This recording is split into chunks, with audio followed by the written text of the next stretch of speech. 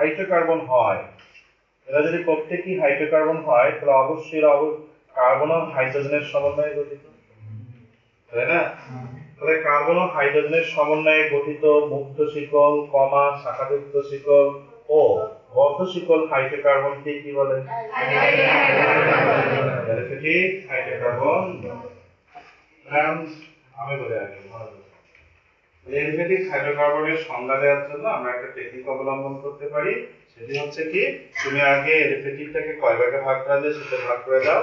যেহেতু অ্যালিফ্যাটিক হাইড্রোকার্বনের একটা অংশ, তার মানে হাইড্রোকার্বন যা নিয়ে গঠিত হবে অ্যালিফ্যাটিক হাইড্রোকার্বনও তাই নিয়েই গঠিত হবে। এজন্য আমরা বলছি কার্বন ও হাইড্রোজেনের সমন্বয়ে গঠিত মুক্ত শিকল, শাখাযুক্ত শিকল ও বদ্ধ শিকল হাইড্রোকার্বনকে কি বলা হয়? এই এলিফ্যাটিক শব্দটির অর্থ হচ্ছে কি জাত? চর্বি জাত। এলিফ্যাটিক শব্দের অর্থ কি জাত? চর্বি জাত। চর্বি জাত বলতে কি বোঝায়? জাত বলতে বোঝায় সেখান থেকে উদ্ভূত, সেখান থেকে এসেছে। বুঝে বলি না, মায়েরা বলে থাকে তুই তো এক জাত, এরকমই হবি।